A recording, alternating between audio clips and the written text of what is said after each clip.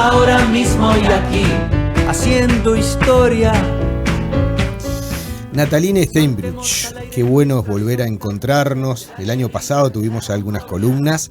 Es un gusto, ¿no?, que nos visites, integrante de BIS Asociados, digamos, consultores. Y bueno, ¿economista y abogada? No, abogada, sí, economista no. No sos economista. Casi, claro. quedé ahí en la Pero puerta. estás dentro del derecho, especializado en temas, yo ¿no? hice la maestría en dirección financiera y el posgrado en asesoría financiera acá en Uruguay. Mirá. Y ya son años trabajé en muchos bancos conocidos acá en la región y nuestra empresa es una empresa de consultoría en estrategia patrimonial, todo que está asociado a asesoría financiera y estrategia patrimonial. Bueno, interesante lo que nos propones hoy, porque creo que nos viene muy bien. Estos últimos meses hemos escuchado noticias de conexión ganadera, de cuánta gente que perdió sus inversiones, en fin, todo un tema que sigue, pero que a veces las criptomonedas, es decir, lo que pasó en Argentina también, a veces uno tiene como, digamos, la imagen de que es tan complejo todo esto. Y vos nos propones este tema del riesgo en una inversión. ¿Qué es el riesgo en una inversión, Natalia? Lo que uno tiene que tener claro que riesgo siempre va a ser la posibilidad de perder dinero al invertir. O sea, el cuánto. ¿Cuánto puedo perder para tener cierta rentabilidad? No hay inversiones que no tengan riesgo. No existe una inversión con cero riesgo. O sea, siempre que yo busque una rentabilidad, voy a tener algo de riesgo. Lo que yo tengo que tener claro es cuánto puedo o cuánto estoy dispuesto a perder para tener la rentabilidad que estoy buscando. Siempre va a estar asociado inversión con riesgo. Eso viene de la mano. O sea, si hay rentabilidad, hay riesgo. Esa es una regla básica de las inversiones. O sea que a mayor rentabilidad, más riesgo. Siempre. Que es un poco el caso que pasó en Conexión Ganadera. Sí, había una rentabilidad mayor que otras empresas que ofrecían un mismo servicio, y eso llevó a que mucha gente tal vez invirtiera, ¿no? Sí, pero si vamos, o sea, no vamos a adentrar exactamente en el caso, pero pensemos que Conexión Ganadera dio plata durante muchos años, ¿no? Le fue bien a mucha gente durante muchos años con una muy buena rentabilidad. Había un aspecto también de confianza, y o sea, la gente que entró confiaba en el producto, conocía. Lo que sí, como toda la inversión, y ahí es lo que va, ¿no?, tiene ciclos, ¿no? Entonces uno tiene que conocer lo que está invirtiendo, ¿no? Tiene que saber en qué está invirtiendo para saber el momento de que quizás sea la hora de salir o que no, y tiene que saber exactamente a qué está expuesto, ¿no? Quizás mucha gente ahí confió, no salió, no conocía el riesgo que estaba expuesto, no sé, 1000 cosas pueden haber pasado puntualmente con Conexión Ganadera, pero durante muchos años sirvió a mucha gente, ¿no? Entonces, la regla siempre va a ser esa, ¿no? Hay rentabilidad alta, hay riesgo alto. ¿Puedo estar expuesto? Sí, puedo, me sirve, pero ¿cuánto de mi capital voy a poner en esta exposición? Ajá. Todo parte, por ejemplo de Conexión Ganadera. Hay gente que perdió muchísimo, hay gente que perdió un poquito. ¿Por qué? Porque sabía que podía estar expuesto a una parte, tenía clara la exposición que podía tener a ese riesgo. Mi abuela decía, hay que poner los huevos en distintas canastas. Exacto, eso siempre decimos así, ¿cómo puedo amenizar el riesgo, ¿no? Y una de las herramientas para amenizar el riesgo es la diversificación. O sea, puedo poner en varios tipos de activos financieros, varios tipos de inversiones distintas, y así puedo disminuir un poco ese riesgo que estoy expuesto. Y esa es la famosa canasta, varios huevos en distintas canastas. Ahora, ¿cuáles son los tipos de riesgo? Bueno, básicamente, hablando así en tipos de riesgo, o sea, primero tenés claro qué es riesgo. Riesgo es todo aquello que puede salir mal en mi inversión, ¿no? Entonces, si voy a hablar en un castellano claro, tenemos básicamente, yo diría, 3 tipos de riesgo. Riesgo de mercado. ¿Qué es el riesgo de mercado? Es la oscilación del precio. Sube, baja, sube, baja. Y eso va a pasar siempre con cualquier inversión a lo largo del tiempo. El segundo riesgo, que es muy importante y las personas tienen que tener bien claro, es el riesgo liquidez. Que yo puedo necesitar de determinada inversión que yo tengo mañana, entonces tengo que saber si lo que estoy poniendo mañana me va a estar disponible esta plata o no. Hay determinadas inversiones que yo pongo hoy y solo voy a tener liquidez dentro de, no sé, 7 años. En juego los plazos ahí. Exacto. El tema plazo, el tema tipo de inversión, por ejemplo, un inmueble. Un inmueble es una inversión razonablemente segura, pero la liquidez depende de quién me compra el inmueble para tenerlo de vuelta la plata invertida. Es un ejemplo. Sí, claro. Y el otro, el tema crédito. Hay mucha gente que piensa que prestar plata es una buena inversión porque tengo un buen retorno, presto plata, me paga muy buenos intereses, pero también depende de la potencial de la otra persona de devolverme la plata, de pagarme el préstamo que yo haga. Entonces llamamos eso de riesgo de crédito. Entonces, la opción serían que cosas pueden salir mal. Esos son los tipos de riesgo que yo tengo que pensar siempre cuando hago una inversión. ¿Y hay alguna herramienta, alguna regla que uno pueda a la hora de invertir reducir? Bueno, esos nosotros riesgos? siempre hablamos, y es una herramienta que hoy en día se usa muchísimo en bancos, en empresas de asesoría de inversión, que se llama el perfil del inversor.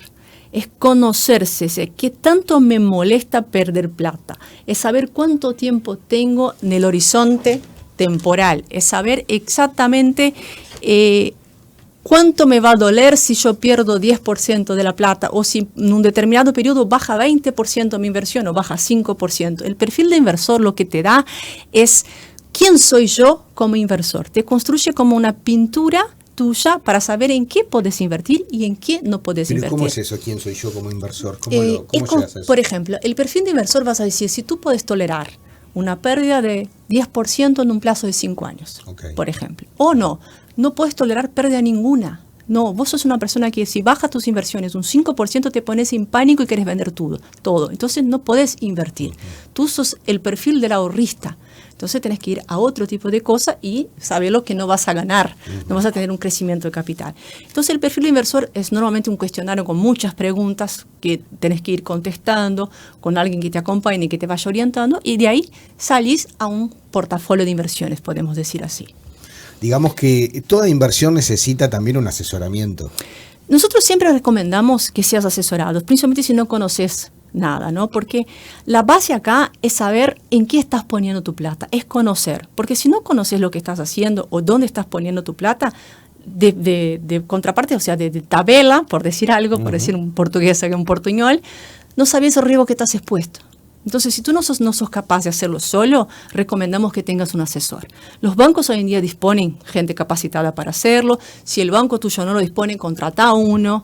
Hay asesores que solo te ayudan a armar una cartera puntual. Hay asesores que te asesoran todo el tiempo. O sea, hoy en día hay asesores independientes que te acompañan para lo que sea, puntualmente, a lo largo de tus inversiones. Si es para, mira, me están ofreciendo eso, explícame lo que es, solo para orientarte una puntual inversión. Nosotros siempre recomendamos que lo más importante es saber dónde está poniendo tu dinero. Eso es fundamental, porque si no, pasa eso.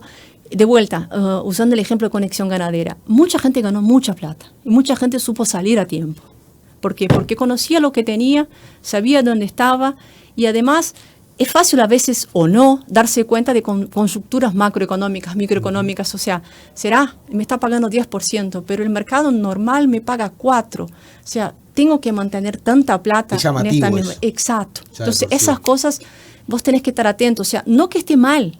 Vos podés estar ganando muy por arriba del mercado. No está mal, está bien. Pero tomar en cuenta que al estar ganando tan por arriba del mercado, estás asumiendo una cantidad de riesgo mucho más grande. Mayor ganancia, mayor riesgo. Siempre. ¿Y qué pasa si yo no invierto el capital que tengo? ¿También tengo riesgo ahí? El riesgo, o sea, el riesgo... Si guardo la plata bajo el colchón, como se dice. Bueno, el riesgo existe porque estás perdiendo para la inflación. Entonces, no hacer nada también conlleva un riesgo, que es perder para la inflación. Entonces, mira, no quiero perder nada, voy a dejar abajo del colchón. También estás perdiendo plata y estás con el riesgo que es perder para la inflación. Entonces, recomendamos que por lo menos sea un ahorrista y que ponga una cajita de ahorros que algo te va a rendir con el mínimo de riesgo o casi nulo posible, porque los certificados de depósito por lo menos tienen garantía y sabes que la plata va a estar y en un corto plazo la puedes disponer y la tenés ahí. Pero no hacer nada también conlleva riesgo, que es perder para la inflación. A la hora de pensar en inversión, Nataline, a veces uno tiene la sensación de que hay muchísimos frentes para eso, ¿no? Pienso, por ejemplo, en esta realidad que te decía al comienzo, las criptomonedas. Hay tantos sitios donde uno de repente se puede encontrar y a veces parece, y un término que se ha utilizado, yo no sé si será viejo, yo lo he escuchado no hace mucho, a veces parece una timba financiera todo esto. Mira, hablando de criptomonedas, ¿no? Yo estoy de vuelta, creo que ya hablamos de eso en un otro programa, ¿no? Yo estoy hace casi 30 años en el mercado financiero y yo no invierto en criptomonedas. ¿Vos no invertís? No, por un simple, es sencillo, porque no logro entenderlas. Esa es la primera razón. Yo estoy estudiando, estoy leyendo, leo, no logro entenderlas completamente, entonces lo que yo no entiendo un 100% no invierto. Segundo, lo que yo ya leí y lo que entiendo, veo que son activos que se comportan como activos de riesgo. O sea, suben y bajan con una manera muy fuerte, con mucha volatilidad. Y yo entiendo dentro de mi perfil de riesgo que mi horizonte temporal ya no me permite más tener tanta volatilidad en mi cartera de inversiones. Entonces, con más razón, me mantengo un poco alejada de eso. Pero, por ejemplo, veo a mis chicos de 23, 21 años que compran las criptomonedas con una facilidad y están contentos con los resultados, pero el horizonte temporal de ellos les permite que esas monedas suben y bajan, no sé, a lo largo de su vida, muchas veces más. Y ellos tienen más facilidad para entender cómo funcionan eso, porque son activos que tienen una volatilidad que para mí aún no está muy clara en qué se basean. Entonces los tomo como algo que, mira, si yo no estoy 100% segura, si yo no estoy entendiendo de verdad cómo funciona, no hago. Entonces eso lo tomo para mí. Claro. Entonces, ahora, y de vuelta, lo principal, mi horizonte temporal no me permite arriesgarme en esta volatilidad. Yo no puedo más, yo voy a cumplir 50 años, entonces yo no puedo perder un 50% de mi capital, que es una volatilidad que tranquilamente las criptomonedas pueden tener. O sea, en 2022 los activos llegaron a bajar un 30 o un 40% en función de la guerra Ucrania y Rusia, ¿no? O sea, fue algo impactante para muchos portafolios. Entonces yo no quiero eso para mi portafolio más, pero yo ya tengo claro mi perfil de riesgo y sé que no se encuadra. Ahora hay un cliente que quiere criptomoneda, quiere poner, lo primero que voy a decir a él, mira, el comportamiento de la criptomoneda es este, es un activo de riesgo. O sea, puede volatilizarse en un día 11%. Hace como creo que 2 o 3 meses atrás cayó un 19% una de ellas. En un día. En un día. Muy impresionante. ¿Estás dispuesto a eso? ¿Bancás eso? Yo no banco. Entonces, esto es fundamental. El tema que mucho se habló de Argentina, de la libra, ¿no? Creo que claro, fue de Milei. El tuit de Milei. De Milei. Eso es más sofisticado aún. Es un producto, lo que él recomendó era un producto sumamente sofisticado. O sea, creo que ahí hubo hasta un poco de... Él te diría que no recomendó, que simplemente difundió. Está bien. Pero, a ver... Es una línea muy tenue, ¿no? Pero, difundir obvio, y recomendar es una línea muy tenue, ¿no? Y se provocó un desastre igual. Igual. Un desastre, ¿no? Pero yo pienso que ¿quién logró comprarla? ¿Quién logró? Porque para llegar a comprar eso era muy complejo. Entonces, ¿quién logró adquirir el activo? Para llegar a adquirirlo era muy complejo. O sea, no es para un principiante. No, de manera ninguna. Yo estoy segura que un ahorrista o un inversor principiante no logró comprarla. Claro. O sea, no fueron personas sencillas, básicas, inversores eso básicos. Quedó claro. Entonces, porque era muy complejo lograr, comprar el token, llegar hasta allá. O sea, había muchos pasos. Por eso te digo así también, existe también esa cosa de que el inversor es ingenuo hasta determinado límite, ¿no? O sea, es muy fácil decir que durante 15 años cobramos un 10%, 15% y estaba todo bien. De repente explota la inversión y yo me extorsionaron, me robaron plata, pero espera, durante 15 años ganaste un montón de plata. O sea, ¿sabías que tenía algo de riesgo en eso? ¿O será que durante 15 años no te importó siquiera mirar en qué estabas puesto porque estaba todo bien?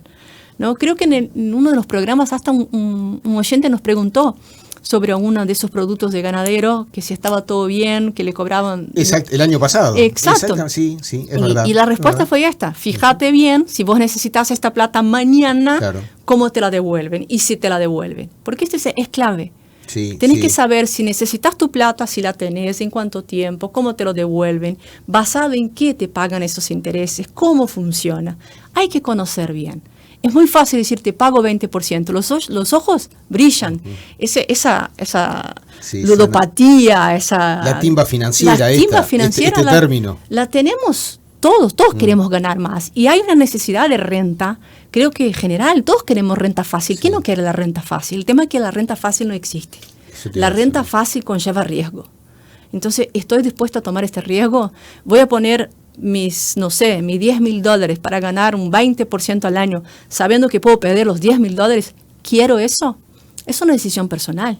O sea, más que nada es esto. Digamos que aquel que empieza o que tiene un capital y que tiene que invertir, es importante cumplir ciertos pasos, no es tampoco, generar, no sé, o colocar ese capital de la noche a la mañana en algo, sino que hay camino para hacer, ¿no es cierto? Existen caminos, existe una diversificación que se puede hacer. Existe el tema de la edad, por supuesto, ¿no? Existe tu horizonte temporal, o sea, podés tomar más riesgos si sos más joven, por supuesto que podés, estás generando, estás empezando, entonces podés ir arriesgando distinto.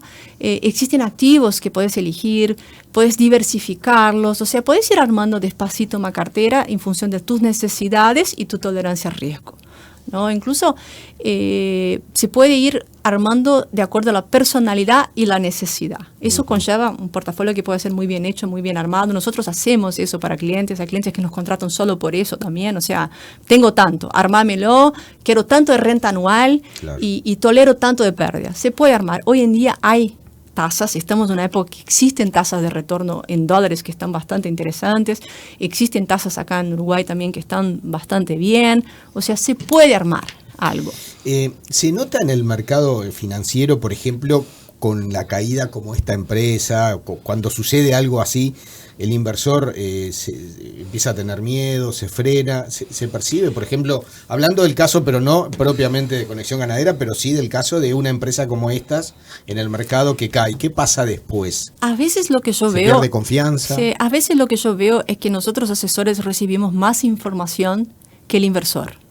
Porque las circulares del Banco Central, por ejemplo, recibimos nosotros los asesores y no los inversores. Entonces nosotros recibimos una circular por mail que dice, tal empresa X fue cancelada o está siendo auditada o fue interrumpida, no sé. Nosotros recibimos esa información, pero esa información no trasciende a los inversores. Por ejemplo, en el caso de la Conexión Ganadera, todos nos enteramos de quién fueron los inversores que perdieron plata, ¿correcto? Porque las listas fue un absurdo, salieron circulando por todo esto, pero ¿nos enteramos quién fueron los asesores que vendieron los productos? No. Entonces, a veces creo que la información es unilateral. Entonces, ese es un pensamiento bastante personal que estoy compartiendo acá, pero creo que la información también es unilateral. O sea, porque nosotros recibimos quién fue. Está bien que el acceso, si el inversor quiere entrar en la página del Banco Central, entra y va a encontrar la circular de quién fue multado, quién recibió una sanción. Pero es tiene que ir. Es difícil hacerlo eso. Tenés que buscarlo, ¿no? Claro, tenés que saber el nombre real del asesor financiero, que a veces usa un nombre fantasía, no es el nombre que está registrado en el Banco Central. Y nosotros no, nosotros recibimos eso por un mail constantemente. Entonces, quizás el acceso a información al inversor es más limitado que el asesor. Entonces, vos te enterás que la competencia hizo eso, aquel, el otro, pero el inversor que tendría que estar al tanto no se entera. Entonces, capaz que vos recibís la información privilegiada antes que el propio inversor. No, quizás eso tendría que cambiar, no sé cómo hacerlo, pero claro, quizás sería así. Bueno, Natalina, agradecerte. ¿La seguimos la semana que viene? Por supuesto, y el tema de la semana que viene está muy interesante, ya me adelanté. Yo para la semana que viene, si te parece bien, me gustaría hablar un poquito en qué se puede invertir, algunas opciones básicas para empezar. Es ¿Qué te parece? Claro que sí, seguramente le va a venir muy bien a mucha audiencia que por ahí, entonces acá estaremos. Por algún motivo tiene un capitalcito y no sabe qué hacer, para dónde agarrar. Para eso estamos, bueno, y estamos a las órdenes también. Incluso, si me permitís, creamos un mail. Por si hay dudas, el mail que creamos en la empresa para si hay alguna consulta que quieren hacerse es info@bisgestion.com. Bueno, ¿lo repetimos? info@bysgestion.com. Bien, así que ahí te pueden hacer todas las consultas. Pueden mandar consultas, estamos a las órdenes para contestar y ayudar a quien necesite. Bueno, un gusto volver a Fabián, muchas gracias acá. Estamos y semana que viene de vuelta. Si Dios quiere. Gracias por todo. Bien, señores, gracias. 53 minutos van de las 5 de la tarde. Seguimos adelante.